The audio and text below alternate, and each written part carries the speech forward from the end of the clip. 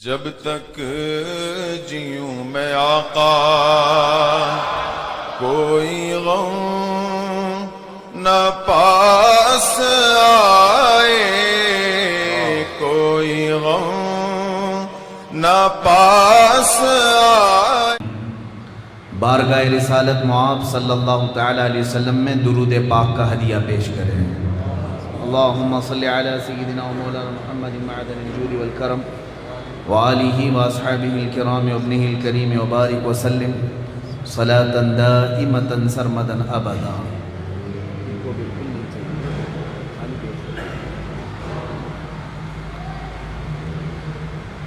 اے خاصان رسل وقت دعا ہے، امت پہ تیرے وقت عجب آ کے پڑا ہے۔ مشہور شاعر نے کہا تھا، جو دین بڑی شان سے نکلا تھا وطن سے، وہ آج پردیس میں غریب الغربا ہے۔ عزیزان گرامی، اللہ تبارک و تعالیٰ نے جو ہمیں اسلام دیا، اس پر خود قرآن میں اللہ یوں فرماتا ہے کہ آج کے دن میں نے دین مکمل کر دیا اور اپنی ساری جو نعمتیں تھیں وہ تمہیں دے دیا۔ اتممت علیکم نعمتی، میری نعمتیں پوری کر دیا اسلام دے کر۔ ورضیت لکم الاسلام دینا، اور رب تعالیٰ فرماتا ہے کہ میں تمہیں اسلام دے کر راضی ہو گیا۔ اللہ رب العزت کا پسندیدہ دین اگر کوئی ہے تو صرف اور صرف اسلام ہے۔ میرے عزیزو، لیکن شاعر نے جو کہا اس پر مجھے آج بات کرنی ہے۔ رسول پاک صلی اللہ علیہ وسلم کی بارگاہ میں شاعر استغاثہ کر رہا ہے، مدد کی بھیک مانگ رہا ہے۔ اے خاصان رسول وقت دعا ہے، اے رسولوں کے رسول آج ہماری مدد کی ضرورت ہے، امت پہ تیرے وقت عجب آ کے پڑا ہے۔ اے رسول پاک، آپ کی امت پر جو آج وقت آیا ہے ایسا پہلے کبھی نہیں آیا تھا۔ وہ کون سا وقت ایسا آ گیا کہ بارگاہ رسول میں ایسی استغاثہ کرنی پڑی؟ میرے عزیزو، پہلے بھی شکایتیں ہوتی رہی ہوں گی کہ ظالم ہمیں پریشان کر رہے ہیں، کافر ہمیں ستا رہے ہیں، مشرکین ہمیں گھیرنے کی کوشش کر رہے ہیں، پہلے سے چلا آ رہا ہے۔ لیکن آج جو وقت اسلام پر آیا ہے وہ کیا ہے؟ میں توجہ چاہتا ہوں آپ سب کی۔ وہ کیا وقت آپ کے پڑا ہے؟ کفار و مشرکین ظالم تو ستاتے ہی رہے، اسلام کے اوپر حملے ہوتے ہی رہے، لیکن اے رسول پاک، آج آپ کی امت پر ایسا وقت آیا ہے کہ اس اسلام پر سب سے زیادہ اس کے ماننے والے ہی ناانصافی کر رہے ہیں۔ صرف مسلمان ہی اس سے برگشتہ ہو چکے ہیں۔ یہ وقت ایسا ہے میرے نبی کی بارگاہ میں استغاثہ کرنے کا کہ ہم اوروں کے ظلم کی کیا شکایت کریں میرے آقا، خود ہم اس اسلام کے خلاف سازشوں میں شریک ہو جاتے ہیں۔ جو دین بڑی شان سے نکلا تھا وطن سے، وہ آج اپنوں کے ہی سامنے اجنبی نظر آ رہا ہے، اپنوں کے سامنے اجنبی ہو گیا۔ دین کے ساتھ جو ہم نے کھلواڑ کیا وہ غیروں نے کم کیا ہے۔ میرے عزیزو، یہاں شکایت بارگاہ رب العزت میں بھی ہم اسی بات کی کریں گے، اور یاد رکھنا، آج آپ اسلام کہہ رہے ہو، اسلام ایک دین ہے، لیکن کل قیامت کے دن ایک شکل و صورت کے ساتھ آئے گا، ایک شکل و صورت کے ساتھ آئے گا، اور اس سے کہا جائے گا کہ مسلمانوں کو پہچان، جو مسلمان ہیں، جو اسلام پر تھے، ان سب کو تو قریب کر لے۔ تو یاد رکھیں آپ، اسلام اس دن بہت سارے لوگوں کو پہچاننے سے بھی انکار کر دے گا۔ کہا یہ تو مجھے جانتے ہی نہیں تھے، یہ مجھے پہچانتے نہیں تھے، اور آج میں ان کو نہیں پہچانتا۔ تو کہیں ایسا تو نہیں ہے کہ آپ اسلام سے اتنا برگشتہ ہو گئے ہیں کہ نہ خط و خال میں اسلام نظر آتا ہے، نہ چہرے پر، نہ زبان پر، نہ اخلاق پر؟ مجھے آج شکایت دشمنوں سے نہیں، میرے اپنے لوگوں سے ہے۔ امت مصطفیٰ خود اسلام کو اپنے گھروں میں کمزور کر چکی ہے۔ میں اس کی ایک مثال بتا دوں۔ مجھے اگر میرے گھر میں میرے ماں باپ بھائی بہن ایسا کہنے لگے، کون ہے تو، ادھر بیٹھ ادھر بیٹھ، ہم تو تجھے جانتے ہی نہیں ہیں، اگر مجھے میرے گھر والے ایسا کرنے لگے تو مجھے کیا ہرٹ نہیں ہوگا؟ کیا مجھے تکلیف نہیں ہوگی؟ یا آپ اپنے اوپر سوچ لیں، آپ آج گھر پر چلے جائیں، آپ کی بیوی کہنے لگے کون ہے تو، آپ کے ماں باپ کہنے لگے ذرا ہٹ کے بیٹھ، آپ کو کیسا لگے گا؟ کیا یہ میرا گھر نہیں تھا؟ کیا آپ کا میں رشتہ دار نہیں ہوں؟ آپ میرے ساتھ ایسا سلوک کیوں کر رہے ہیں؟ آپ کے دل میں تکلیف ہوگی۔ اسی طرح میرے عزیزوں، آپ یہی حرکتیں اسلام کے ساتھ کر رہے ہو، اسلام کے ساتھ، میرے نبی کی سنتوں کے ساتھ۔ جب تمہارے گھر اسلام آتا ہے تو آپ یہ سمجھتے نہیں ہٹا دو، تھوڑا سا اسلام کو ہٹا دو۔ میرے آقا کی سنتیں آتی ہیں تو آپ کہتے ہیں نہیں اس کو ہٹاؤ، یہ کون ہے؟ آج کا نوجوان یہ سوچنے لگا ہے کہ اگر میں میرے نبی کی سنتوں پر آ جاؤں تو لوگ پتہ نہیں مجھے ملا کہیں گے، مولوی کہیں گے، فنڈامنٹلسٹ کہیں گے۔ تھوڑا سا الگ رکھو، نبی کی سنتیں بعد میں دیکھا جائے گا، ابھی دنیا میں جو چل رہا ہے وہ کرنے دو۔ مجھے بتاؤ اس دین مصطفیٰ کے ساتھ یہ برا سلوک کس نے شروع کیا؟ کفار و مشرکین نے نہیں، تم نے خود نے شروع کیا۔ اسی لیے شاعر کو یہ کہنا پڑا، پردیس میں آ کے یہ دین غریب الغربا ہے، اجنبی بن گیا ہے، اجنبی بن گیا ہے۔ یہ ناانصافی ہم کب تک کرتے رہیں گے؟ میرے عزیزو، ہمارے گھر میں کمانے والے دو بھی ہوں یا ایک ہو، اپنی آمدنی بچا بچا کر کے وہ ٹی وی تو لے آیا، واشنگ مشین تو لے آیا، فریزر تو لے کر کے آ گیا، گیس کے چولہے لے کر کے آ گیا، ساری چیزیں لے آیا، ساری مشینیں ایکٹیو ہیں، اور بچے آج روتے ہیں تو انہیں موبائل تھما دیا، وہ بھی ہمیشہ آن لائن رہتے ہیں، ہمیشہ ایکٹیو ہیں۔ لیکن میرے عزیز، گھر جا کر کے دیکھ لینا یہ قرآن کب سے ڈی ایکٹیو ہو چکا ہے، کب سے بند پڑا ہوا ہے۔ ہماری مشینیں تو چالو ہیں، ہمارا mobile any time on line ہے، لیکن قرآن عظیم کتنے زمانہ ہو گیا آف لائن رکھا گیا ہے، اس کو نہ بچے پڑھتے ہیں، نہ بیوی، نہ ماں، نہ باپ۔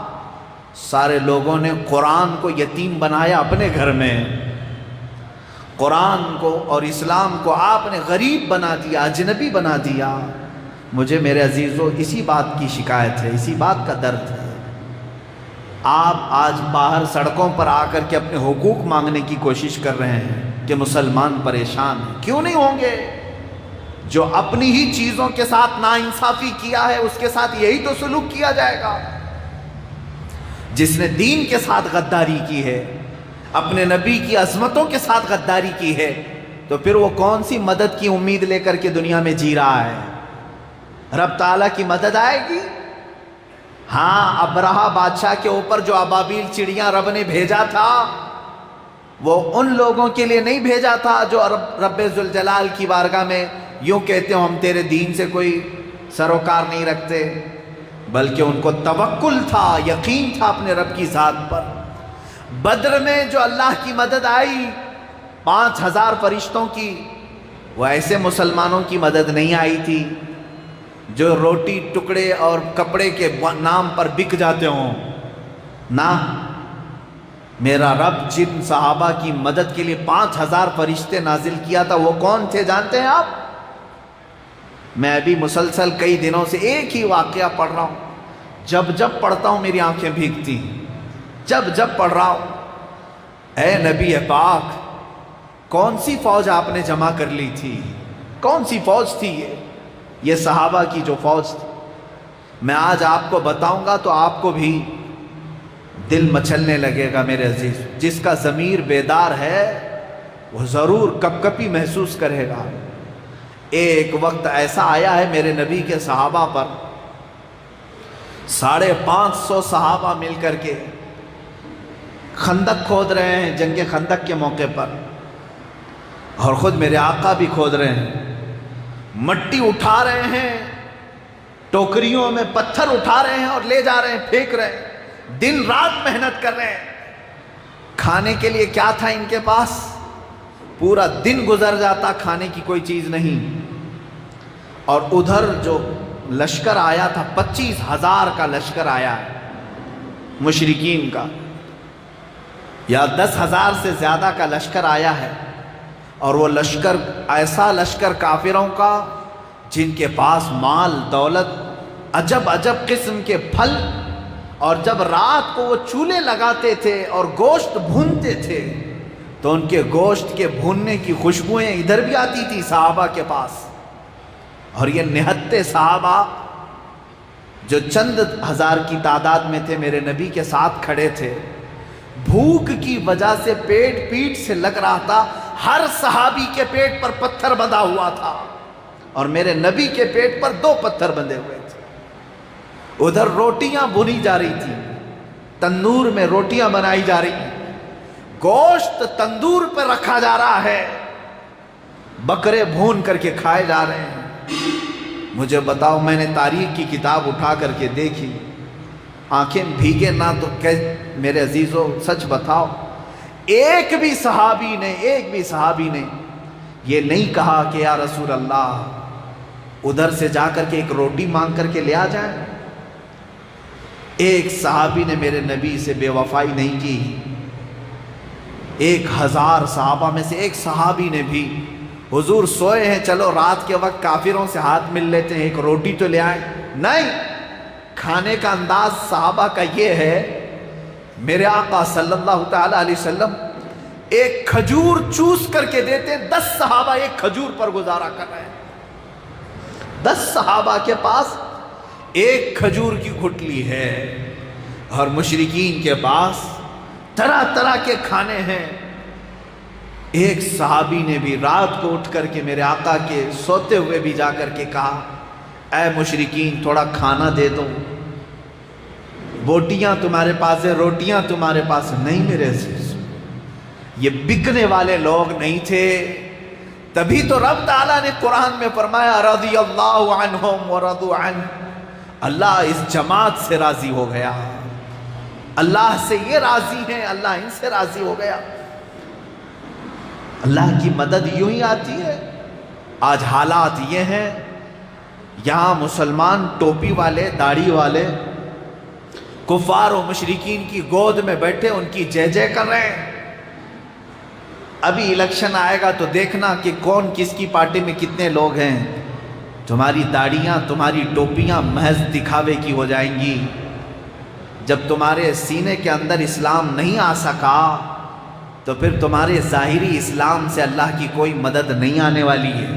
ایک بات یاد رکھ لیں، ایک عام انسان کی طرح جیو گے، بس دنیا سے ویسے ہی چلے جاؤ گے، قیامت کے دن میری یہ بات یاد آئے گی، کہیں ایسا نہ ہو جائے کہ اسلام بھی کہہ دے کہ میں اسے نہ پہچانتا ہوں نہ میں اسے جانتا ہوں، اس لیے کہ دنیا میں کبھی یہ مجھے اپنے گھر میں آنے نہیں دیا، اپنے بچوں پہ آنے نہیں دیا، اپنی بیوی پہ آنے نہیں دیا، تو میں آج اس کو نہیں پہچانتا ہوں۔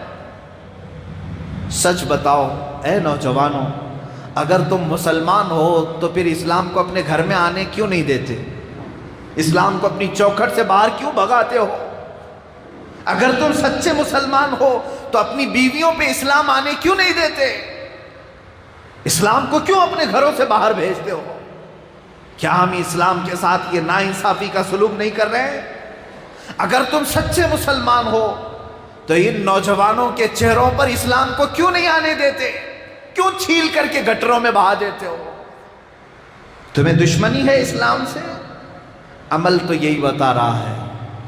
اگر تم اپنے بچوں کو اسلام سے محبت کرتے ہو تو ان کے ہاتھوں میں اسلام کیوں نہیں آنے دیتے؟ قرآن کیوں نہیں آنے دیتے؟ کہیں تو ہے۔ اسی لیے اقبال نے کہا تھا، خرد نے کہہ دیا لا الہ تو کیا حاصل، دل و نگاہ جو مسلمان نہیں تو کچھ بھی نہیں۔ تم لا الہ الا اللہ پڑھتے رہو، لیکن جب تمہارا دل اور تمہاری نگاہیں اسلام میں آنا ہی نہیں چاہتی تو یہ لا الہ کا بھی کوئی حاصل نہیں ہوگا۔ تم کیا سمجھتے ہو سفید کپڑے پہننے کا نام اسلام ہے؟ بڑے کا گوشت کھا لینے کا نام اسلام ہے؟ سال میں ایک مرتبہ نیاز فاتحہ کر لینے کا نام اسلام ہے؟ میرے عزیزو، جس طرح میں سمجھتا ہوں تم اپنے بچوں کے ساتھ سلوک کرتے ہو، کاش اسلام کے ساتھ اتنا بھی سلوک کر لیتے۔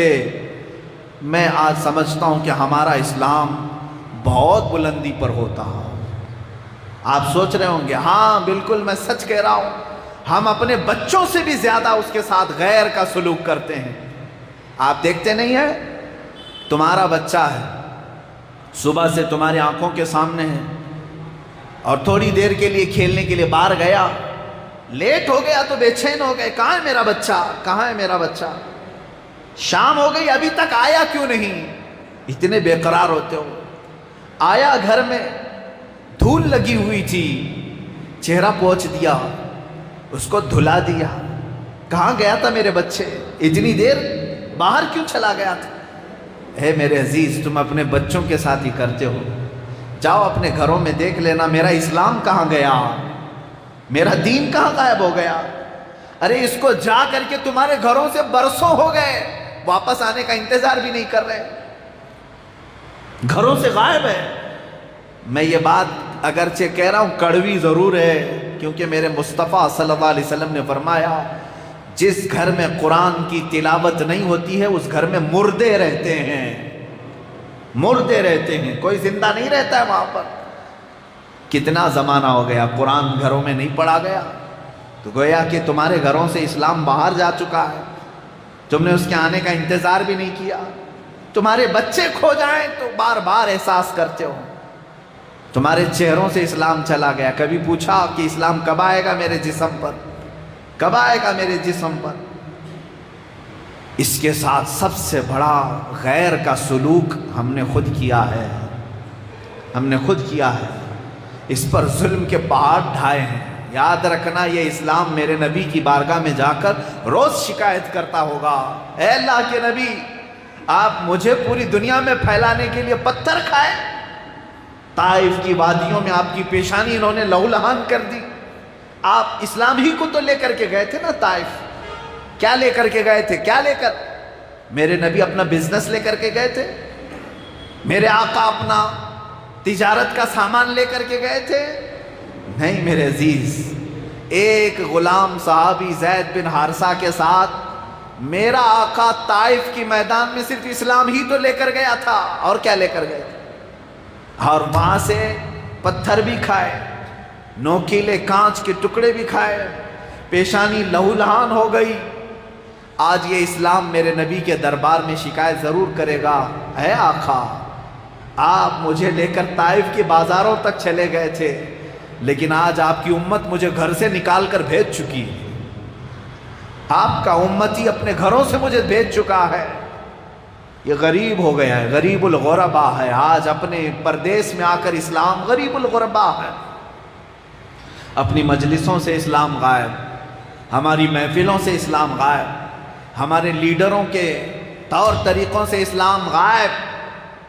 ہم نے تو سارا دوسروں کا کلچر ایڈاپٹ کیا، اپنا کلچر ان میں پیش کرنے کی بجائے دوسروں کا کلچر ایڈاپٹ کیا۔ ارے یہاں تو 4 صحابہ آئے تھے، 4 صحابہ ہندوستان میں اسلام لے کر آئے تھے، یہ نہیں کہ یہاں کا کلچر لینے آئے تھے۔ 4 صحابہ آئے تھے سیدنا مالک بن دینار رضی اللہ تعالیٰ عنہ کے ساتھ، بعض روایات میں تعداد الگ مختلف ہے۔ جب وہ تشریف لائے تو مجھے ایک واقعہ یاد آتا ہے، ناریل کا درخت انہوں نے پہلی مرتبہ دیکھا تھا، اور اس طرح سے ناریل کے بہت سارے درخت ہوتے تھے۔ ان کو بتایا گیا کہ اس میں پانی ہوتا ہے، تو آپ کو کسی وہاں کے مقامی ایک نے کہا کہ ناریل ٹوٹ کر کے گر گیا، اس کو چھیلیے پانی آئے گا۔ آپ نے اٹھایا، لیکن اس سے کہا یہ درخت کس کا ہے، یہ ناریل کا جھاڑ، یہ درخت کس کا ہے؟ اس نے کہا یہ سب ایسی لوگوں کے ہوتے ہیں، جس کا ناریل جس کو ملے پی لے۔ کہا وہ تم پیتے ہوگے، میں مسلمان ہوں، جب تک یہ مالک درخت کا مجھے اجازت نہیں دے گا میں پانی نہیں پیوں۔ وہ جو سامنے شخص تھا وہ ہنسنے لگا کہ آپ پہلی مرتبہ ایسا دیکھ رہا ہوں، پھر بھی معلوم کرتا ہوں کس کا جھاڑ ہے۔ معلوم کیا تو اس شہر کا رہنے والا ایک کوئی شخص تھا، اس کے درخت تھے، اس کو بلایا۔ مالک بن دینار نے پوچھا کہ ایک درخت سے تیرے ناریل گر گیا تھا زمین پر، یہ بندہ اٹھا کر کے مجھے دیا ہے، مجھے پیاس بھی لگی ہے، کیا میں پی سکتا ہوں؟ وہ ہنسنے لگا، یہاں پینے کے لیے، پانی پینے کے لیے کبھی کسی کی اجازت نہیں لی جاتی، اور ناریل ہمارے یہاں بہت ہے، ایک ناریل پی بھی لو تو کیرلا کی زمین پر کوئی کمی نہیں ہوگی۔ مالک بن دینار نے کہا وہ الگ بات ہے، لیکن میرا اسلام مجھے اس بات کی اجازت نہیں دیتا کہ کسی دوسرے کی چیز میں استعمال کروں۔ وہ بڑا امپریس ہوا، عجیب، پہلی مرتبہ اس نے دیکھا، کہا یہ کون سا اسلام ہے؟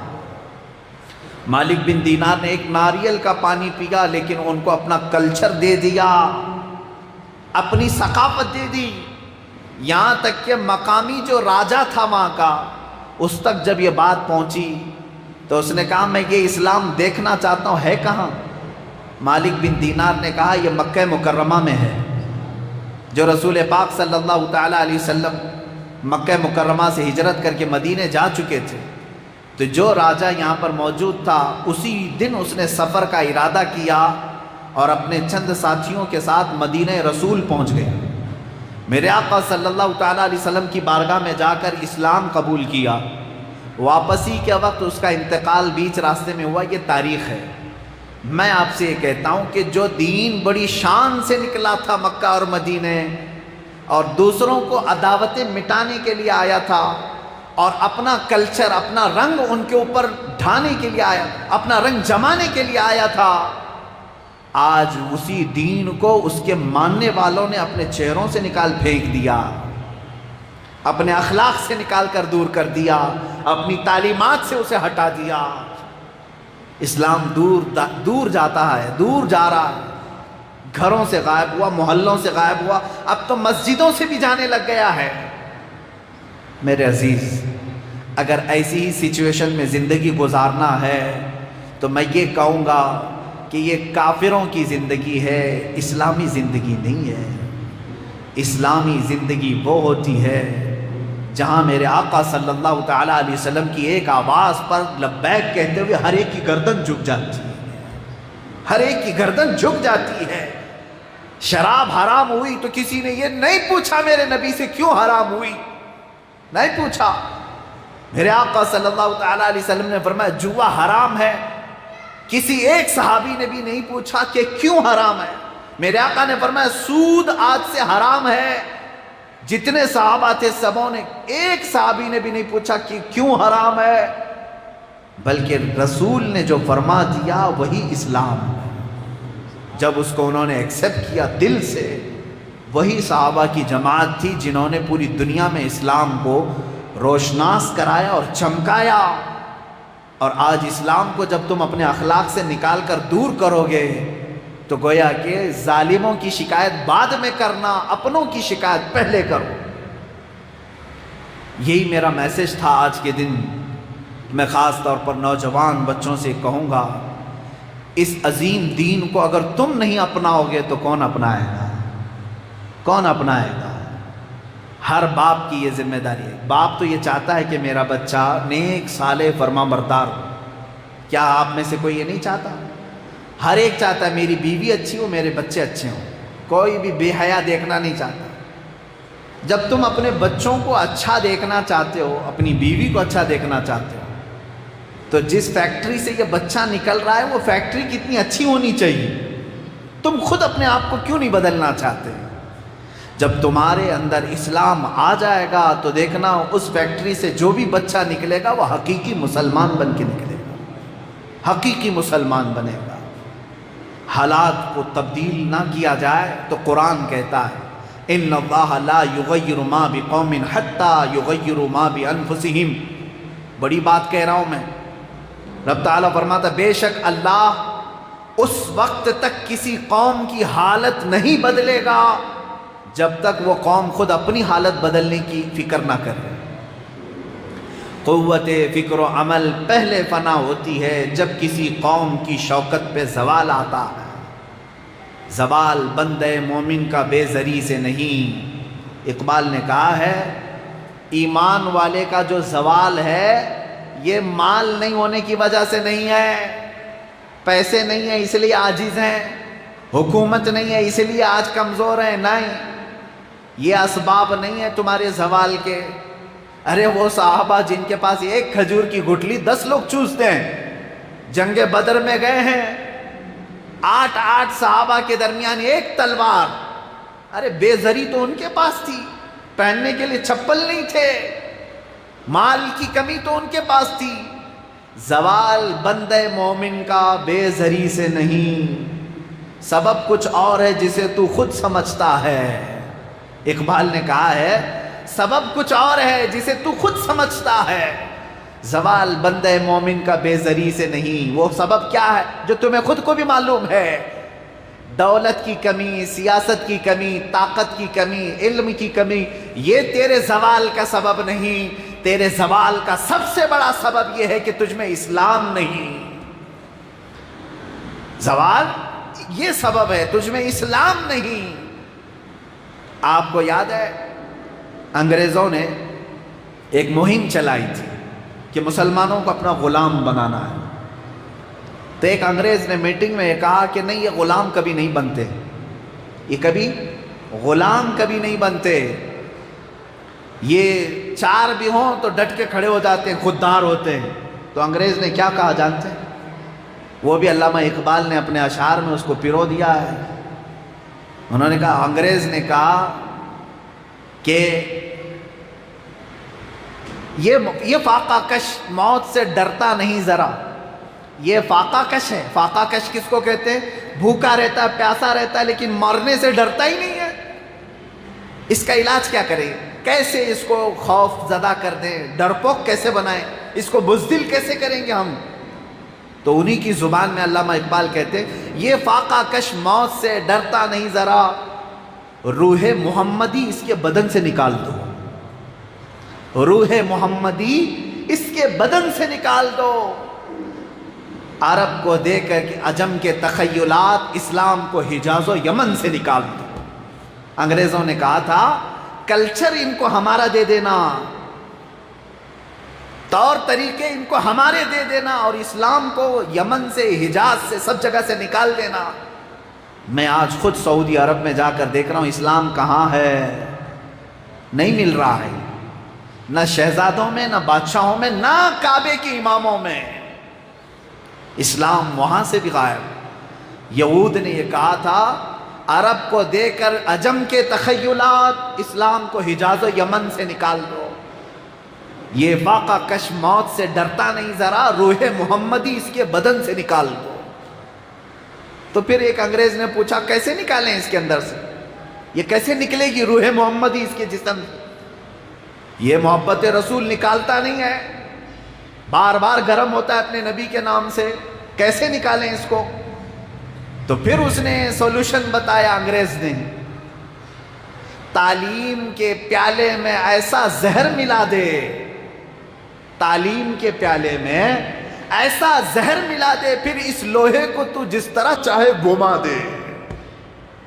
یہ مسلمان لوہا ہے، جلدی کسی کے ہاتھ میں پگھلتا نہیں، حقیقت ہے کسی کے ہاتھ میں جھکتا نہیں۔ تو انگریز نے کیا کہا؟ تعلیم کے پیالے میں زہر ایسا ملا دے، پھر اس لوہے کو جس طرح چاہے تو گھما دے۔ ایجوکیشن سسٹم میں ایسی تعلیم لے کے آ جا کہ ان کے بچے پڑھتے پڑھتے ایسا بے دین ہو جائیں کہ ان کے دلوں سے عشق محمدی ویسی فنا ہو چکی ہوگی۔ پھر اس ماڈرن ایجوکیشن کے نام پر یہ تو موم ہو چکا ہوگا، جدھر چاہے اسے گھما دے، کبھی بی جے پی میں لے جا، کبھی کانگریس میں لے جا، کہاں جہاں چاہے لے جا، کبھی یہودیوں میں لے جا، کبھی ہندوؤں میں لے جا، کیونکہ زہر ملا کر کے پلانا شروع ہو گئے۔ آج ایک فکر دیتا ہوں میں آپ کو، میری ایج کے لوگ بھی جانتے ہوں گے اور ہم سے جو بڑے ہیں وہ لوگ اور بھی جانتے ہوں گے، اسکول پڑھے ہیں، اردو میڈیم کی اسکول، گورنمنٹ اسکول کی بات کر رہا ہوں، پرائیویٹ نہیں، گورنمنٹ اسکول، ہم نے اردو میڈیم کی اسکول میں میرے نبی صلی اللہ علیہ وسلم کے نام کا ایک چیپٹر پڑھا ہے. حضرت محمد صلی اللہ علیہ وسلم آپ لوگ پڑھے ہوں گے, غوث پاک کے نام کا چیپٹر تھا, سبق تھا. ابراہیم بن ادم کے نام کا سبق تھا. امیر خسرو کے نام کا سبق تھا. 10ویں تک اسلامی کوئی نہ کوئی شخصیت کے چیپٹر آتے. آج جا کر کے اردو میڈیم کی اسکولوں کی کتابیں چیک کر کے دکھاؤ کتنی شخصیات اسلام باقی رہ گئی. ارے انہوں نے حضور کا بھی نام نکال دیا, آپ کو خبر ہی نہیں ہے. اردو میڈیم کی اسکولوں سے بھی اسلام غائب ہو گیا. ہماری تاریخ نہیں ہے, اور ان کی چوہوں کی تاریخ ہے, شیطانوں کی تاریخ ہے. آج اسکول کے تعلیمی بورڈ میں, ایجوکیشن سسٹم میں ایسا زہر ہے کہ بچے وہیں سے بے دین ہو چلے جائیں. اسی لیے میرے عزیزو, آج اگر تم اس اسلام کو نہیں اپناؤ گے تو میں بار بار یہ جملہ کہتا ہوں, تمہارے بچے کل کے دن یہ بھی پوچھ سکتے ہیں کہ محمد کس کا نام تھا. معاذ اللہ رب العالمین.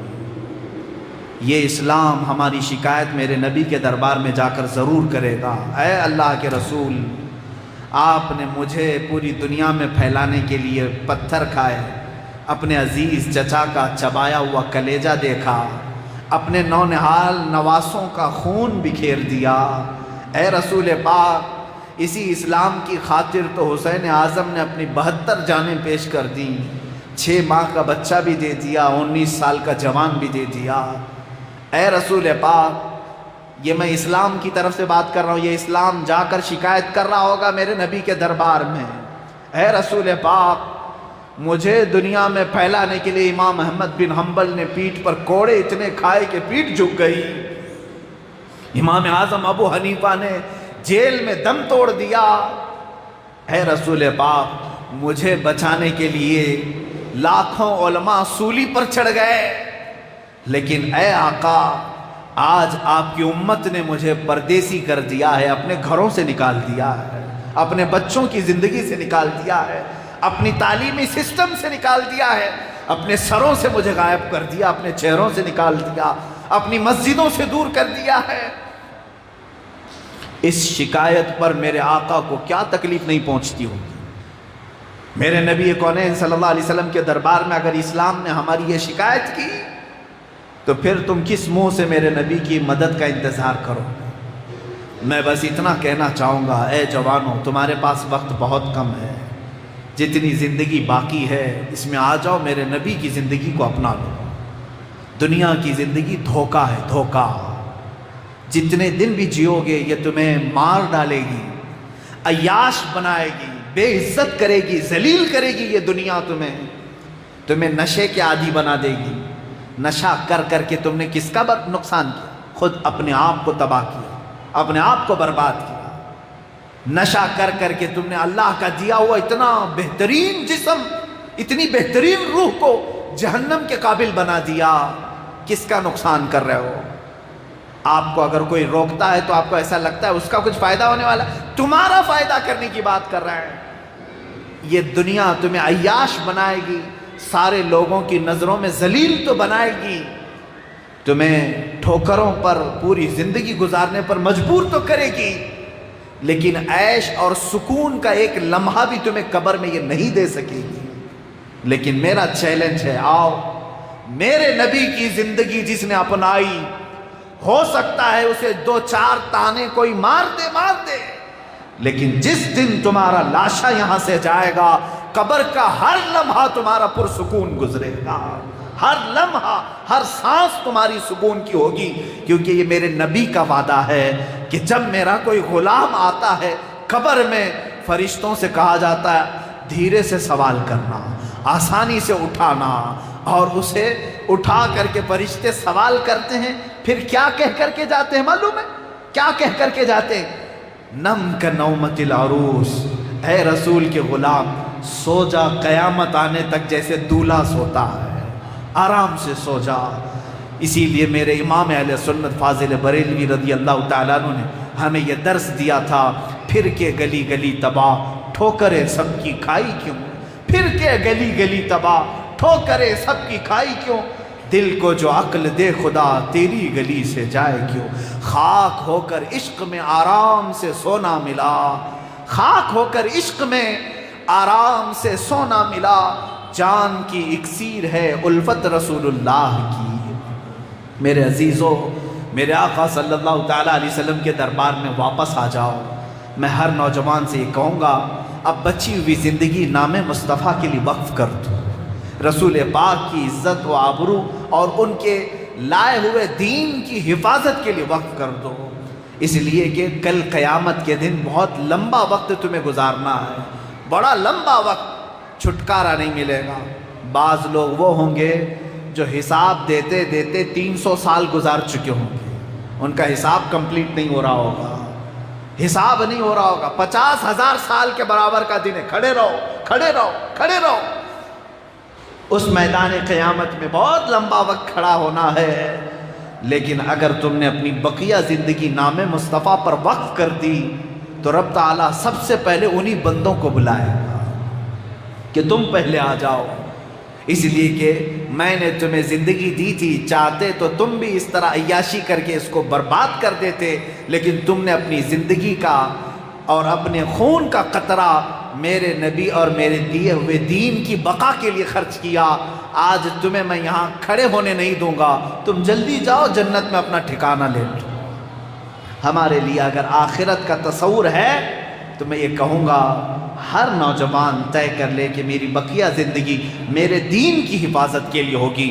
ایک بات میں آپ کو بتا دوں، ایک بات، جب کبھی اپنے لیے جان بچانے کی ضرورت پیش آئے، جان رہے نا، جان بچانے کی ضرورت پیش آئے تو کچھ چیزیں قربان کرنے کا حکم دیا ہے اسلام نے۔ جان بچانا فرض ہے، اور اگر دین پر کچھ آ جائے تو اپنی جان دے کر دین بچانا فرض ہے۔ اللہ رب العزت ہم سب کو دین اسلام پر قائم۔ میرے عزیزوں، گھبرانے کی ضرورت نہیں، ڈرنے کی بھی ضرورت نہیں۔ حالات خراب ہیں، اور یہ آج جس طرح سے رونا رویا جا رہا ہے، حالات بڑے سخت ہیں، خراب ہیں۔ میں کہتا ہوں 1400 سال سے ہمارے لیے حالات اچھے ہوئے ہی کب تھے، اچھے ہوئے ہی کب تھے؟ اس لیے کہ دنیا کی باطل قوتوں کے سامنے اگر کوئی سب سے بڑا کانٹا انہیں لگتا ہے تو اسلام اور مسلمان ہیں، ہر زمانے میں۔ یہ اور بات ہے کہ بعض اوقات ایسے آئے کہ شوکت اسلام کا اظہار بھرپور طریقے سے ہوا، حکومتیں آئیں، تخت و تاج آئے، اور سیاست ہوئی، لوگوں کے اوپر حکمرانی ہوئی۔ یہ چند دور ایسے بھی آئے، لیکن ہر زمانے میں باطل قوتوں کے لیے اسلام کھٹکتا ہی رہا۔ اسی لیے اقبال نے کہا تھا، ستیزہ کار رہا ہے ازل سے تا امروز، شرار بو لہبی سے چراغ مصطفی۔ پہلے دن سے لے کر آج تک یہ ہمہ ہمی، یہ لکا چھپی چلتی رہی ہے۔ روز اول سے ہی اسلام کے ساتھ جس طرح کا یہ دغلا سلوک کرتے ہیں وہ چلا آ رہا ہے۔ آپ ابھی سن رہے تھے کہ ہم جان دے دیں گے لیکن حضور پاک صلی اللہ علیہ وسلم کے نام پر سمجھوتا نہیں کریں گے۔ ساتھ ہی میں نقیب اجلاس سے کہتا ہوں، ذرا احتیاط کے دائرے میں آپ لوگوں سے مخاطب ہوں۔ یقیناً آج آپ کے اوپر جس طرح سے نظر حکومت اور اس کے کارندے جمائے ہوئے ہیں، یہ کوئی تعجب کی بات نہیں ہے۔ مسلسل علماء کے پیچھے ٹیمیں لگائی گئی ہیں کہ یہ آتنک کو بڑھا رہے ہیں، یہ بھڑکا رہے ہیں، ورغلا رہے ہیں۔ ان کو تلوار سے ڈر لگتا ہے، جبکہ آپ تلواروں کا ذکر کر رہے ہیں۔ آپ نے کہا کہ سمجھوتا نہیں ہوگا، تلوار اٹھ جائے گی۔ میں کہتا ہوں تلوار بہت دور کی چیز ہے، تلوار بہت دور کی چیز ہے۔ ہم وما رمیت اذ رمیت والے بدری صحابہ کے وارث ہیں، الحمدللہ۔ جنگ بدر میں آنے والے بدری صحابہ کے وارث ہیں۔ اگر لکڑی بھی اٹھا لے تو تلوار سے بھاری ہے۔ تلوار بہت دور کی بات ہے، تلواروں کا ذکر نہ کریں، تلواروں کا، گولی بندوق بارود کا ذکر نہ کریں۔ یہ مصطفیٰ کریم صلی اللہ علیہ وسلم کے وہ سچے عاشق ہیں کہ یہ کنکریاں اٹھا لے تو رب تبارک و تعالی ان میں بھی وہ طاقت عطا کرے گا جو ان کے میزائلوں میں نہیں ہے. یہ ہمارا ایمان اور توکل جو ہے وہ اللہ کی ذات سے ہے، یہ اسباب پر نہیں. خالق اسباب پر بھروسہ کرو اے مسلمانوں، اور پھر بیداری تم لا کر کے تو دکھاؤ. اسی لیے ان کا ایک شعر تھا نقیب اجلاس کا، بڑا اچھا لگا. انہوں نے یہ کہا کہ نور سرکار نے ظلمت کا بھرم توڑ دیا، کفر کافور ہوا، شرک نے دم توڑ دیا. سچ کہا آپ نے. اسی کو اقبال نے 100 سال پہلے کہا تھا، 100 سال پہلے کہا تھا کہ کفر دم توڑ دے گا ٹوٹی ہوئی شمشیر کے ساتھ. کفر دم توڑ دے گا ٹوٹی ہوئی شمشیر کے ساتھ، گر تم نکلا جاؤ ایک بار نعرے تکبیر کے ساتھ.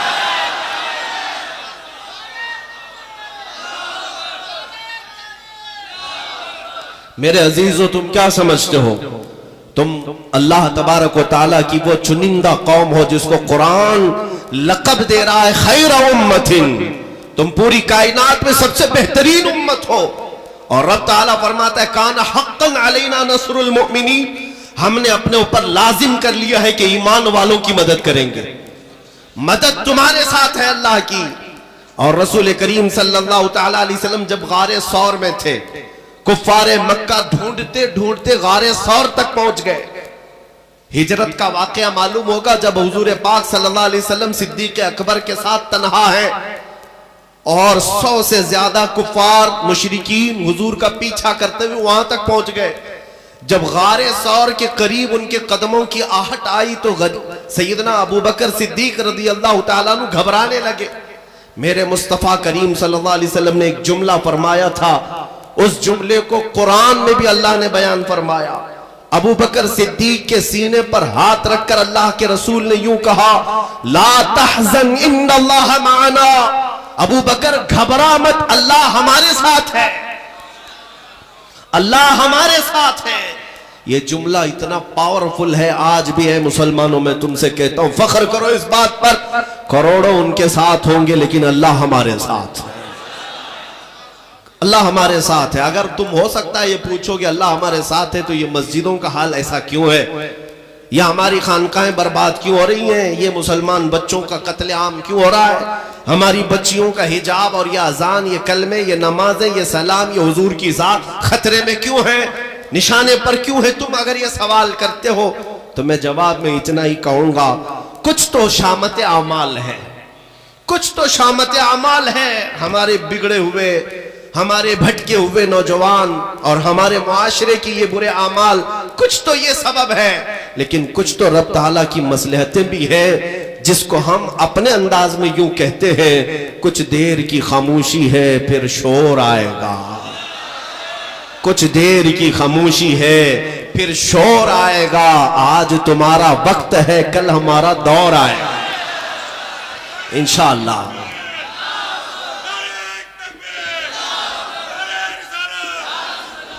میرے عزیزوں، اقبال نے یہ بھی کہا تھا ذرا نم ہو تو بڑی زرخیز ہے یہ مٹی. کس کے لیے کہا ہے؟ اسی طبقے کے لیے کہا ہے. اے نوجوانوں، تمہارے پاس فولادی طاقتیں ہیں، تم نے اپنے آپ کو آج تک محسوس نہیں کیا. تم نے ایرے غیرے نتھو کھیرے کی اقتداء میں اپنے آپ کو برباد کر لیا. تم نے آئیڈیل کسی اور کو بنا لیا. حقیقت دیکھو تو آج بھی وہ طاقتیں قوتیں تمہارے قدموں میں ہیں، تمہارے گھر کی کنیزیں ہیں. اس لیے کہ اقبال نے یہ بھی کہا تھا ان کے جو ہم غلام تھے خلق کے پیشوا رہے، ان کے جو ہم غلام تھے خلق کے پیشوا رہے. ان سے پھرے جہاں پھرا پھر آئی کمی وقار میں. حضور سے پھر گئے تم تو یہ کمی آئی ہے وقار میں اور عزت میں، باقی کچھ نہیں. جو لوگ یہ کہتے ہیں کہ مسلمانوں کے پاس اب طاقت و قوت، سیاست و حکومت، دولت، عزت کچھ نہیں ہے، میں کہتا ہوں یہ چیزیں کب ہمارے پاس آئی تھی؟ کب تھی؟ وہ 313 نہتے صحابہ جو بدر میں گئے تھے، میاں ان کے پاس کون سی طاقت تھی، کون سی دولت تھی؟ ان کے پاس تو 10 لوگوں کے درمیان 2 کھجوریں ہوتی تھی کھانے کے لیے. ہاں، لیکن مدینے سے نکلتے تھے تو قیصر و کسریٰ بھی کانپنے لگتے تھے. ان کے پاس کپڑے وہ تھے جو جگہ جگہ سے پیوند لگے ہوئے تھے. کبھی ہم نے ان تمام دولتوں پر فخر کرنا سیکھا نہیں، اور یہ اسباب ہماری کامیابی کا ذریعہ نہیں.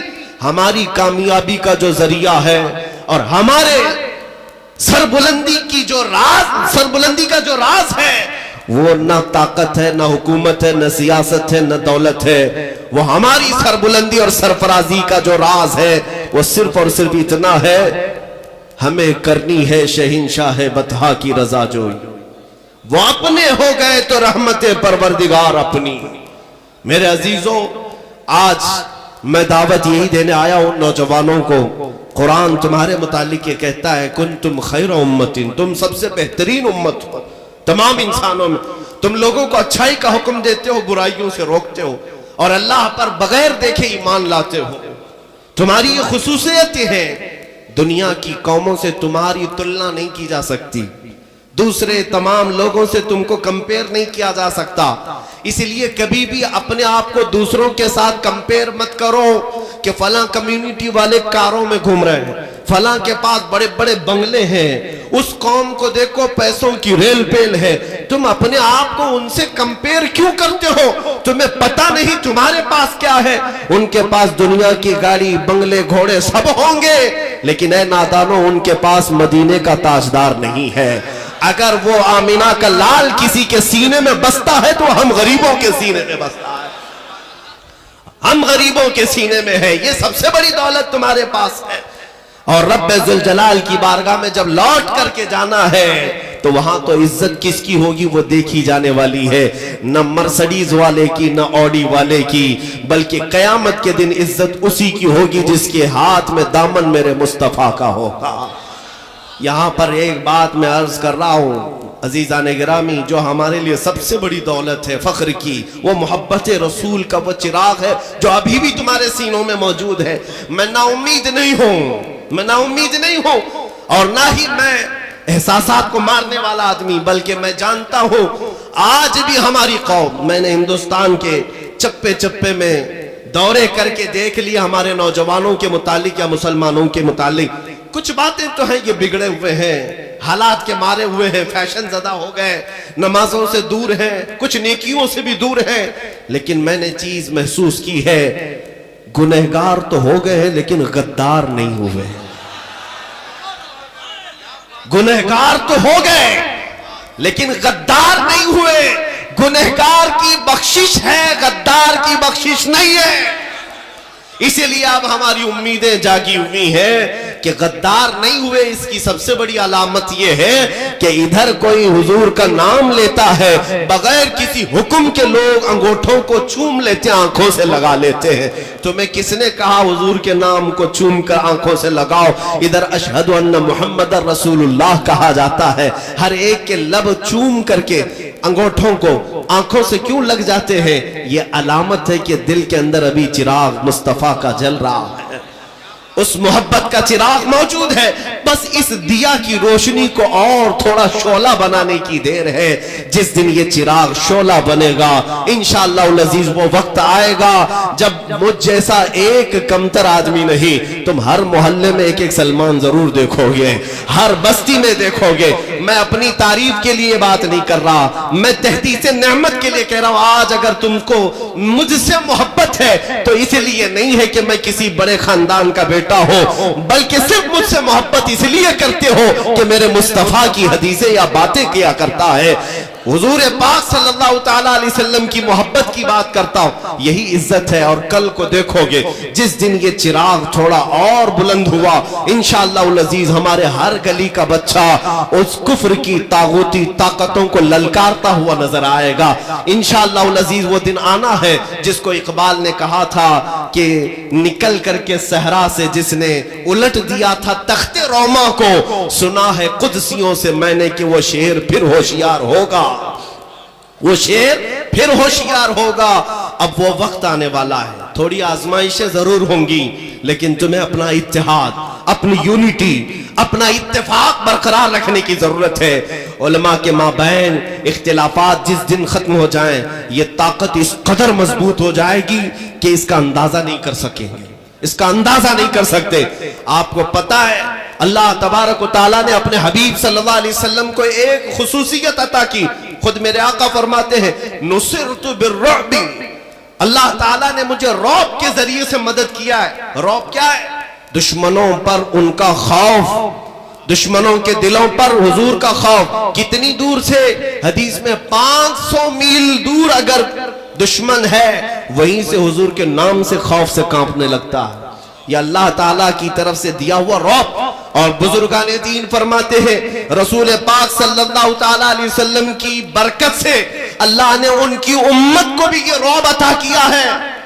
ان کی امت کے علماء، مشائخ اور امت کے متقین کو یہ رعب ملا ہے. اور چاہے وہ دسیوں کی تعداد میں کہ سینکڑوں کی تعداد میں، اللہ نے تمہیں رعب کے ذریعے مدد فرمایا. رعب تمہارا موجود ہے، خوف ہے، موجود ہے. آج مجھے یہ بات سمجھ میں نہیں آتی.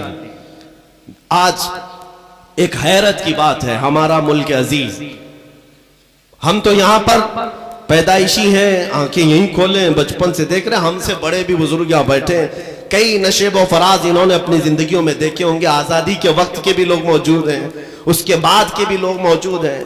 زمانے میں کچھ سختیاں، کچھ نرمیاں آتی جاتی رہی، لیکن ابھی پچھلے چند سالوں سے ایک ٹرینڈ جو چلا ہوا ہے، ایسا لگتا ہے کہ ہندوستان میں صرف مسلمان ہی ہیں اور کچھ نہیں ہے. سارے میڈیا چینل میں صرف مسلمان ہی ہیں. کبھی کبھار یہ سن کر فخر بھی ہوتا ہے کہ الحمدللہ ہمارا ہی ہمارا ہے. ذکر جہاں دیکھو ہمارا ہی ہمارا ہے. 24 گھنٹے ان کے پاس ٹاپک کچھ نہیں، اذان ہی اذان ہے، برقع ہی برقع ہے، حلال گوشت ہے. پتہ نہیں ان تمام ڈیبیٹس اور ٹاپکس پہ کتنے ایسے لوگ جو کبھی قریب سے سنے نہیں تھے وہ بھی سن کر کے انشاءاللہ العزیز اسلام کے قریب آئیں گے. اسی لیے میں کہتا ہوں ابھی ہماری ممبئی کی سرزمین سے ایک کاغذی شعر، کاغذ کے شعر بہت سارے ہوتے ہیں، موسم میں اترتے اور چیلنج کرنے لگے کہ ہم اذانوں کو اگر اسی طرح سے ہوتی رہی تو مسجدوں کے باہر آئیں گے اور ہمارے پاٹ پڑھیں گے اور ہنومان چالیسا کریں گے. یہ صرف اور صرف بھڑکانے کے لیے، چند لوگوں کو ورغلانے کے لیے. ان کاغذی شعروں سے میں نے کہا مسلمانوں ڈرنے کی ضرورت نہیں. میں نے جواب میں صرف اتنا ہی کہا آپ کو پڑھنا ہے شوق سے آؤ، 5 مرتبہ آؤ ہماری مسجد کے پاس، ہم اذان دیں گے. تم کو پڑھنا ہے، اپنا پاٹ پڑھنا، اپنا سنگیت، اپنا گیت گانا ہے، مسجد کے باہر آؤ. دیکھتے ہیں پابندی کون کرتا ہے. میاں نماز پڑھنا یہ سب کے بس کی بات نہیں، ان اوقات کی پابندی کرنا یہ سب کے بس کی بات نہیں. بہرحال آپ تو جاؤ، آ جاؤ، پاٹ پڑھو گے، سنگیت پڑھو گے، جو کچھ کرنا ہے کرو. میرا یہ وجدان کہتا ہے چند دن تم اذان سنو گے پھر تمہاری بھی زبان سے اللہ اکبر نکلنے لگے گا. اذان کا اثر یہ ہے. ارے میاں یہ زبردستی کاغذی شعروں نے ڈرا رکھا ہے، ورنہ عام ہندو دشمن نہیں ہے اذان کے، عام ہندو دشمن نہیں. آج بھی ہماری مسجدوں کے باہر اپنے بیمار بچوں کو لے کر آتے ہیں. ان کے یہ احساسات ہیں، ان کے یہ جذبات ہیں کہ اللہ کے نام پڑھ کر کے یہ نمازی نکلتے ہیں، دم کریں گے شفا ہو جائے گی. اور میں کہتا ہوں الحمدللہ تم آؤ گے، پاٹ پڑھو گے، دشمنی لگانے کی بات کرتے ہو. چند دن انجان لوگوں کو بھیجو اور کرنے دو، 40 دن گزرنے دو، پھر دیکھو. ہم تو عقیدہ یہ رکھتے ہیں اذان پڑھنے سے پاگل اچھے ہو جاتے ہیں، ہاں جنات بھاگ جاتے ہیں، شیطان بھاگ جاتے ہیں. ہمارا مؤذن پکارتا رہے گا، ایک دن تمہارا بھی شیطان بھاگے گا. خوف اس لیے میرے عزیزو اعلیٰ حضرت کا وہ شعر ہمارے حوصلے بلند کرتا ہے. آپ نے فرمایا تھا خوف نہ رکھ رضا ذرا تو ہے عبد مصطفیٰ. خوف نہ رکھ رضا ذرا تو ہے عبد مصطفیٰ. تیرے لیے امان ہے، تیرے لیے امان ہے. ہمارے لیے اللہ کے حبیب صلی اللہ علیہ وسلم کی محبت کافی ہے. عزیزان گرامی میں جو بات عرض کر رہا تھا مختصراً انداز میں سنو. حضور پاک صلی اللہ علیہ وسلم کی مجلس ہے، حضرت عمر فاروق بھی اس میں بیٹھے. میرے آقا صلی اللہ علیہ وسلم نے یہ ذکر کیا، قبر کے حالات بتائے. قبر کے متعلق فرمایا کہ تمہیں پتہ ہے جیسے ہی میت کو دفن کر کے لوگ چلے جاتے ہیں 2 فرشتے آتے ہیں، نیلی آنکھوں والے، کالے چہرے والے، دانتوں سے زمین کو چیرتے ہوئے آئیں گے، سختیوں کے ساتھ سوال کریں گے. منکر نکیر کے متعلق हुजूर पाक सल्लल्लाहु अलैहि वसल्लम इरशाद फरमा रहे थे, सहाबा की महफिल है और वो सवालात क्या करेंगे, तुम्हारा रब कौन है, तुम्हारा दीन क्या है, और तुम मोहम्मद सल्लल्लाहु अलैहि वसल्लम के बारे में, हुजूर पाक सल्लल्लाहु अलैहि वसल्लम के बारे में क्या कहते थे। ये तकरीबन सारे मुसलमानों को मालूम है, कब्र में ये सवालात होंगे, पता है ना। हुजूर पाक सल्लल्लाहु अलैहि वसल्लम जब ये बयान कर रहे थे, वो फरिश्ते जो होंगे बड़े सख्त किस्म के होंगे, उनकी जो शक्ल है वो बड़ी हैबतनाक, निहायत काला चेहरा, नीली आंखें, लंबे दांत, ये उनकी जो शक्ल बताई गई हदीसों में, कहा कि वो डरावनी शक्ल होगी, उन्हें देखना भी एक बहुत बड़ी सब्र आजमा लम्हा होगा। हुजूर पाक सल्लल्लाहु अलैहि वसल्लम ने हजरत उमर से पूछा, उमर जब तुम कब्र में जाओगे और वो फरिश्ते आएंगे तो क्या जवाब दोगे, जवाब क्या दोगे।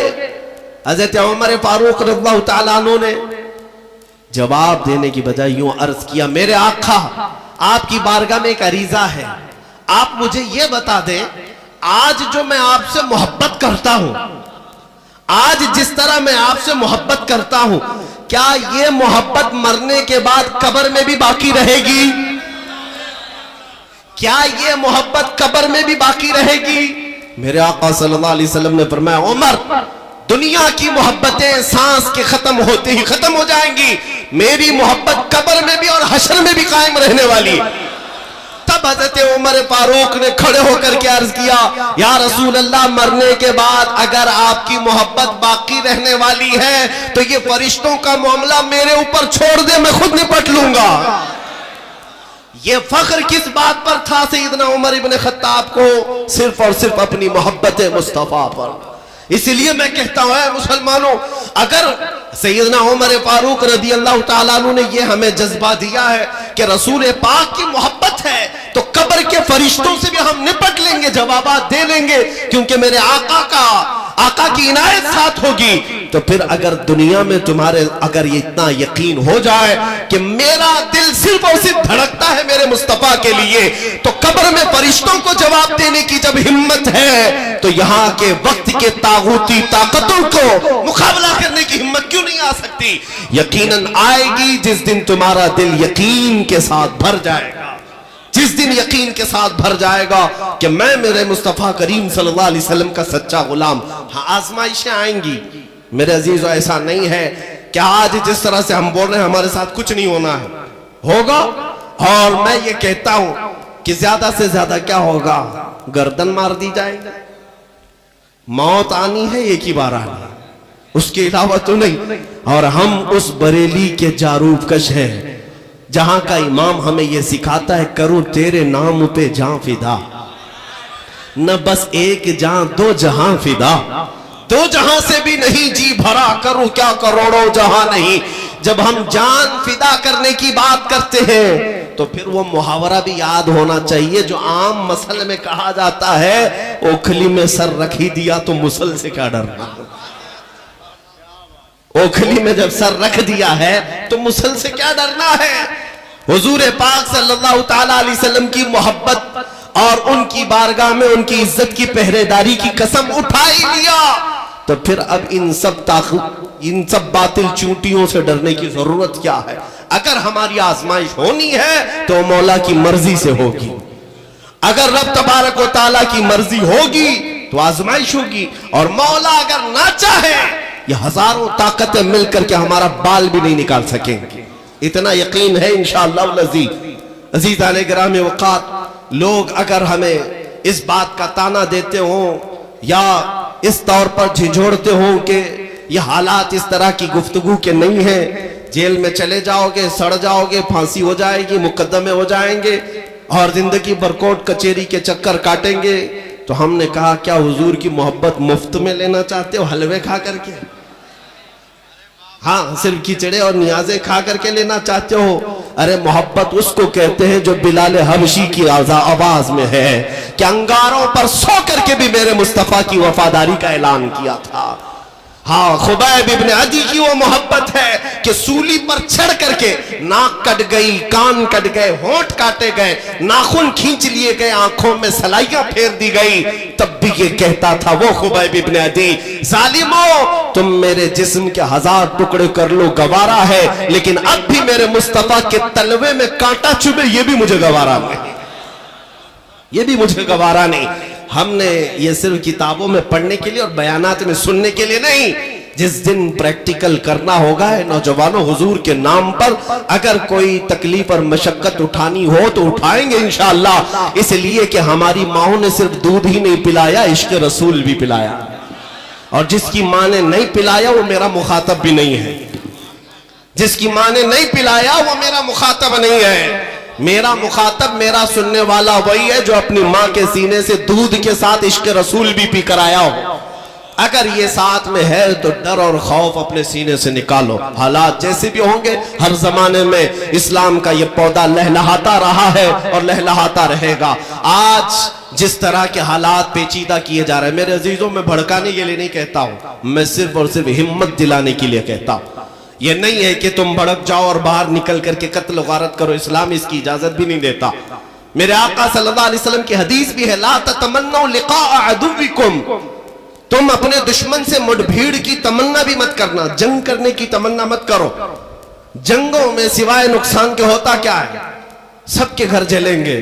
حضور پاک صلی اللہ تعالیٰ علیہ وسلم نے حکم یہ فرمایا جنگ کی تمنا مت کرو، لیکن ساتھ میں میرے آقا نے یہ بھی فرمایا اور اگر تمہارے سروں پر سوار ہو جائے تو پھر قدم بھی پیچھے مت ہٹاؤ۔ ہاں اگر زبردستی کوئی تمہارے سروں پر سوار ہو جائے تو پھر ثابت قدمی کا مظاہرہ کرو، اللہ کی مدد تمہارے ساتھ آئے گی، اللہ کی مدد آئے گی۔ میں اپنی قوم کو یہی جواں مردی اور یہی حوصلہ دینے کی بات کرتا ہوں، جائیدادیں، پراپرٹیاں، یہ ساری چیزیں جو کچھ بھی ملی ہیں وہ میرے رسول کی برکت سے ملی۔ تم اگر یہ سوچتے ہو کہ میں اس طرح کے حالات میں آ جاؤں گا، ہمارے گھر پر بھی بلڈوزر چلے گا، دکانیں کر لی جائیں گی، جائیدادیں ضبط کر لی جائیں گی، یہ جو خوف پھیلایا جاتا ہے میرے عزیزو، یزید بھی یہ کر کے دیکھ چکا۔ بلڈوزر اس زمانے میں نہیں تھا، لیکن جو بھی رہا ہوگا وہ گھر بھی توڑوایا کرتا تھا اپنے مخالفین کے، جو اس کی بغاوت کرے یا جو اس کی بیعت کو نہ مانے اس کے گھر توڑوا دیا، بازاروں کے دکانوں کی دکانیں ختم کروا دیا۔ ہر زمانے کا یزید یہ کر کے دیکھتا ہے، لیکن شبیر ہر زمانے میں زندہ ہوتا ہے۔ میرے عزیزوں، حسین اعظم کے چاہنے والے ان یزیدی طاقتوں سے نہیں گھبرایا کرتے، ایمان جس کے سینے میں موجود ہے، جائیدادیں کیا آج تم کر لیے، کل میرے مصطفیٰ کا اگر حکم ہوا تو اس سے 10 گنا زیادہ مولا عطا کرے گا۔ انشاءاللہ دروازے کھلیں گے، اس بات کا خوف نہ رکھو، ڈرو مت۔ اسی لیے میں یہ بھی کہتا ہوں، مولانا صاحب نے ابھی نقیب اجلاس نے جو کہا تھا اس پر میں نے کہا تھا کہ تلوار اٹھ جائے گی اور سمجھوتا نہیں ہوگا۔ میرے عزیزوں، آج ہندوستان کے حالات کو خراب کرنے کے لیے باضابطہ کچھ بھنگ پلا کر کے، نشہ پلا کر کے جوانوں کو اتار دیا گیا ہے، اور وہ ایسا آتنک پھیلاتے ہیں کہ وہ ہوش میں نہیں رہتے۔ مسجدوں کے باہر تماشا کرو، مزارات کے باہر تماشا کرو، صرف اور صرف خوف و ہراس کا ماحول پیدا کرنے کی یہ کوشش ہے، باقی کچھ بھی نہیں ہے۔ اور یہ بھی میں آپ کو بتا دوں کہ ان میں کوئی سیریس نہیں، یہ سب راجنیتی کھیل ہے، پولیٹکس چمکانا ہے، اس لیے کہ اچھی طرح سمجھ چکے جب تک یہ ہندو مسلم نہیں کریں گے اب کوئی مدعا ہی نہیں ہے، جیتنے کے اور الیکشن کے یہ سب کوئی مدعے ہی نہیں رہ گئے، اس لیے میرے عزیزو یہ چیزیں کر رہے ہیں۔ لیکن میں ان کیڑوں سے بار بار یہ کہتا ہوں، تم تلواریں اٹھا کر کے مسجدوں کے باہر لہرا کر کے ڈراتے ہو، اس قوم کو ڈرا رہے ہو جو 1400 سال سے کربلا سن رہی ہے۔ ہمیں اس بات کا وہ نہیں ہے، لیکن عزیزان گرامی وقار، آپ کو صبر رکھنا ہے، انشاءاللہ العزیز رات کے بعد صبح کو تو ہونا ہی ہے، رات آئی ہے تو صبح تو ہوگی ہی۔ آج اگر ہمارے حالات پر اندھیرا چھایا ہے تو انشاءاللہ یہ ظلمت کو چھٹنا ہے اور 14ویں کا چاند طلوع ہونا ہے۔ انشاءاللہ العزیز وہ وقت آئے گا جب ہماری جماعت میں کوئی صلاح الدین کا جانشین پیدا ہوگا، لیکن اس سے پہلے جو یہ حالات ہیں اس میں آپ سب کے لیے میں اتنی مؤدبانہ گزارش کروں گا، اپنی زندگی کو بدل لو، आला हज़रत फाजिल बरेलवी रदी अल्लाह ताला अन्हु के वो चंद अशार तुम्हारे गोशे गुजार करता हूँ। आपने सच फरमाया था, दिन लहू में खोना तुझे, शब सुबह तक सोना तुझे, शर्म नबी खौफ खुदा ये भी नहीं वो भी नहीं। आज जो चीज तुम्हारे साथ साथ चल रही वो यही है, शर्म नबी भी खत्म कर लिया, खौफ खुदा भी खत्म कर लिया। अगर नबी पाक सल्लल्लाहु ताला अलैहि वसल्लम से हया होती तो आदमी डर डर करके जीता है कि अचानक मेरी मौत आएगी, कब्र में जाऊंगा तो हुजूर देखेंगे तो क्या कहेंगे, जो मेरा गुलाम है इस शक्ल के साथ आया। तो आदमी को शर्म और हया अगर बाकी रहे अपने मुस्तफा से तो जीने का ही अंदाज नहीं रखता। खौफ खुदा अगर दिल के अंदर है तो इस तरह अय्याश नहीं रहता। इसलिए ये दो चीजें वापस अपनी जिंदगी में ले आओ। जब तुम जिंदगी तब्दील करोगे तब फिर तुम्हारा एक नारा भी बड़ा असरअंदाज होगा। बाकी यहां मजमू में बैठ कर के चीखने और चिल्लाने से क्या होना है। अगर तुम्हारे यहीं बैठ कर के नारे लगाने से ही सब कुछ होना था तो क्या बात थी। लेकिन अमल के मैदान में तुम्हें तब्दीली लानी होगी मेरे अजीजों। आला हज़रत फाजिल बरेलवी रदी अल्लाह ताला अन्हु ने इसी दुनिया को दूर करने के लिए तुम्हें नसीहत की थी। ये वो दुनिया है जिसके तुम मतवाले हो गए हो। आज 4 लोगों की दोस्ती की वजह से तुमने अपनी शनाख्त बिगाड़ ली, हुजूर की सुन्नतों को पीठ पीछे फेंक दिया, अपनी दाढ़ी को बार बार छिलाकर गटर के हवाले करते रहे सिर्फ इसलिए कि 4 लोगों में मेरी शक्ल अच्छी रहे, इमेज अच्छी रहे। तुम ये नहीं सोचते कि मेरे नबी पाक जब मुझे देखेंगे तो क्या कहेंगे। हुजूर पाक सल्लल्लाहु ताला अलैहि वसल्लम की अगर नजर पड़े तो मुझे मेरे आका क्या कहेंगे। ये दुनिया जो तुम्हें दिख रही है हकीकत नहीं है मेरे अजीजों। उठो ऐ जवानों, छोड़ दो इन तमाम अय्याशियों को। शहद दिखाए जहर पिलाए कातिल डाइन शोहर कुछ, इस मुर्दार पे क्या ललचाना, दुनिया देखी भाली है। आला हज़रत फरमाते ये दुनिया शहद दिखाती है, जहर पिलाती है। जितना ये टीवी चैनल्स में सीरियल्स हो या फिल्म हो, जो कुछ भी दिखता है ये सिर्फ तुम्हें शहद की तरह लगता है, हकीकत नहीं। ये तुम्हारे अखलाक का कातिल है। ये पूरा इंटरनेशनल तरीके से जो मुसलमानों के अखलाक को तबाह करने की साजिशें हैं, तुम समझते क्यों नहीं। तुम फैन बने हुए हो किसी हीरो के, किसी हीरोइन के। हमारी बच्चियां ख्वाबों में शहजादे सवार कर बैठी हैं, कैसा चाहिए जैसा फिल्मों में। नौजवान लड़का यही सोचकर बैठा है कि मुझे फिल्मों जैसी औरत चाहिए। तुम मुस्तफा करीम के गुलाम हो, कभी ये क्यों नहीं सोचा कि मुझे अगर निकाह में चाहिए तो फातिमा की कनीज चाहिए। एक खातून ये ख्वाब क्यों नहीं सजाती कि मुझे अल्लाह ताला रफीक हयात और शरीक हयात दे तो हैदर कर्रार का गुलाम अता करे। ये मुसलमानों के तौर तरीके थे। लेकिन तुमने दुनिया में मां होकर मस्त होकर किसी और की इक्तिदा को अपना लिया। आ जाओ उसी नुक्ते पर, तुम्हारी कामयाबी अभी भी तुम्हारा इंतजार कर रही है, अभी भी तुम्हारा इंतजार कर रही है। तुम्हें बुला रही है वो वादियां जिन वादियों को मेरे मुस्तफा के गुलामों ने अजानों से पुर कर दिया था। आज वो वादियां चीख चीख कर बुला रही हैं। इकबाल ने कहा था कि ये तमाम जो हालात बदले वो जमाने में मुअज़्ज़ज़ थे मुसलमान होकर, आज तुम खार हुए तारीके कुरान होकर। आज तुम सब छोड़ गए और वो तमाम वादियां आज जिस तरह वीरान नजर आ रही है। एक बात मैं कहता हूं मेरे अजीजों, न संभलोगे तो मिट जाओगे ए हिंदी मुसलमानों, तुम्हारी दास्तां तक न रहेगी दास्तानों में। और फिर बहुत खूब ये कहा है शायर ने, नहीं तेरा नशीमन कसर सुल्तानी के गुंबद पर, तू शाहीन है बसेरा कर पहाड़ों की चट्टानों में। तुम जिस तरह की जिंदगी गुजार रहे हो ये मेरे मुस्तफा की दी हुई जिंदगी नहीं है। सुबह गाने सुनते उठना, शाम को रक्स देखते हुए सो जाना, नहीं मेरे अजीजों।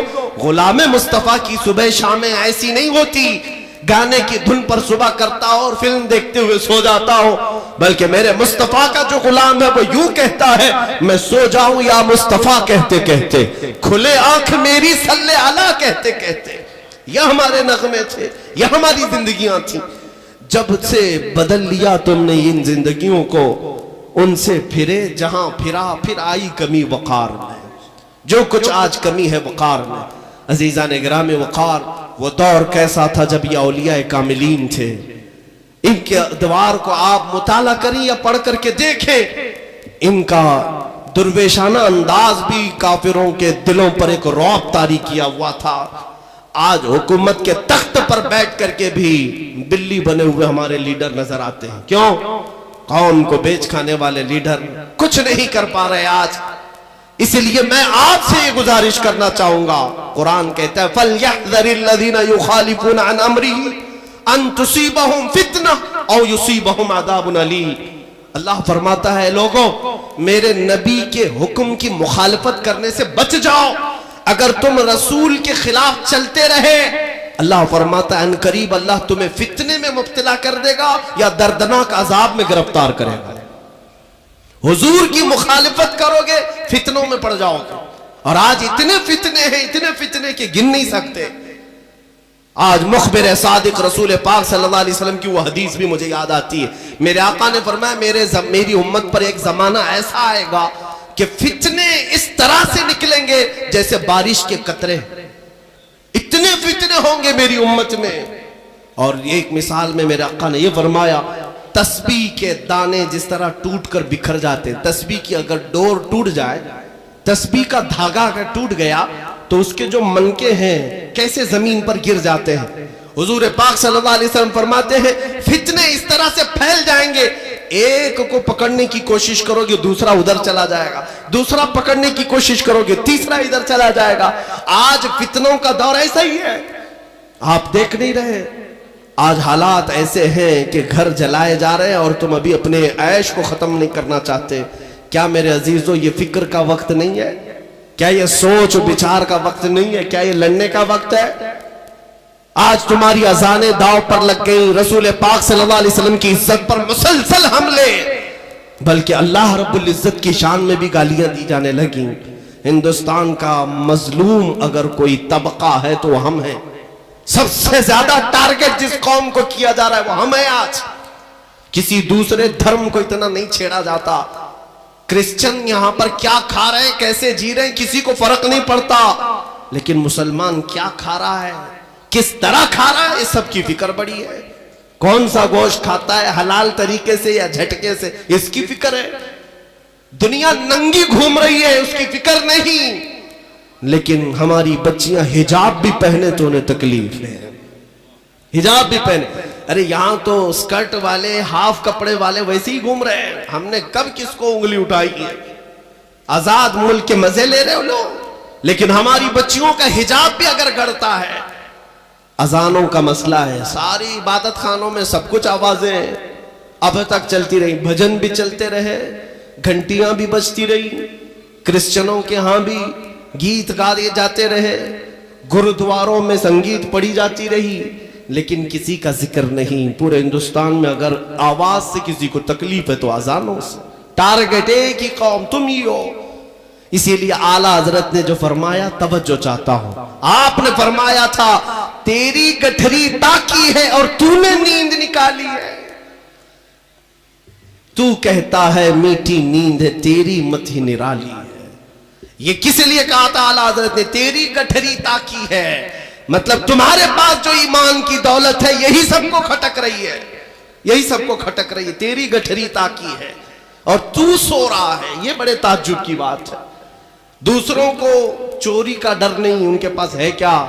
چوری اگر ہوگی تو ایمان کی ہوگی. تمہیں ڈرنے کی ضرورت ہے. الرٹ رہو, بیدار رہو. آنکھ سے کاجل صاف چرا لیں, یہاں وہ چور بلا کے ہیں اور تم سوئے جا رہے ہو. عزیزان گرامی وقار, آج مجھے بتاؤ امت کے غیور نوجوانوں, کل قیامت کے دن مولا جب حساب کے میدان میں کھڑا کرے گا, میرے آقا صلی اللہ علیہ وسلم فرماتے ہیں اس وقت تک کوئی آدم کا بیٹا قدم نہیں ہٹا سکے گا جب تک مولا تعالیٰ کے 5 سوالوں کا جواب نہیں دے گا. ان میں سے پہلا سوال مولا یہ فرمائے گا, اے ابن آدم, اے آدم کے بیٹے, میں نے تجھے جوانی دی تھی, کہاں کہاں خرچہ کیا, ذرا حساب دے دے.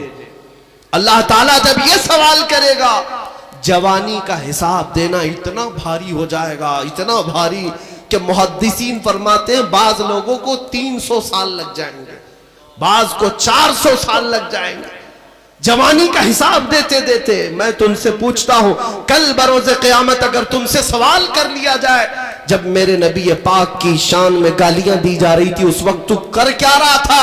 تم جواب یہی دو گے کہ میں فیس بک چلا رہا تھا، گیم کھیل رہا تھا، رات بھر چیٹنگ کر رہا تھا۔ تمہارے پاس مصروفیت کیا تھی؟ کیا تمہارا دل درد کر رہا تھا؟ میں تمہیں بتاؤں محبت کسے کہتے ہیں۔ میرے آقا صلی اللہ تعالیٰ علیہ وسلم کا بائیکاٹ کیا تھا مکہ والوں، 3 سال تک میرے آقا صلی اللہ علیہ وسلم کا سوشل بائیکاٹ کیا تھا مکہ والوں نے۔ حضور صلی اللہ علیہ وسلم اور ان کے چچا اور ان کے خاندان والے شعب ابی طالب ایک گھاٹی ہے، پہاڑوں کے بیچ میں رہ رہے تھے، 3 سال تک کھانا پانی تک بند کر کے رکھا تھا، اور ان سے مکہ والے سلام کلام ملنا جلنا رشتہ سب کچھ بند رکھے ہوئے تھے۔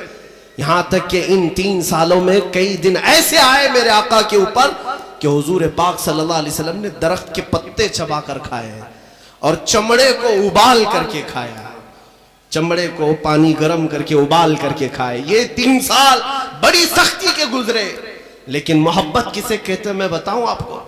سعد ابن معاذ مدینے کے ایک صحابی ہیں جو حضور پاک کے ہاتھ پر اسلام لا چکے تھے بہت پہلے ہی، مکہ آ کر کے ہی، اور مدینے میں رہتے تھے۔ مدینہ 450 کلومیٹر دور ہے مکہ سے۔ اس زمانے میں تقریباً 9 دن کا سفر ہو جاتا تھا۔ جب سعد ابن معاذ کو پتا چلا کہ رسول پاک کا بائیکاٹ کیا ہے مکہ والوں نے، میرے آقا پتے کھا رہے ہیں اور چمڑے کو گرم کر کے کھا رہے ہیں۔ سعد بن معاذ سردار تھے اپنے قبیلے کے، انصار صحابہ میں سردار تھے، کھجوروں کے باغیچوں کے مالک تھے، بڑے پیسے والے تھے۔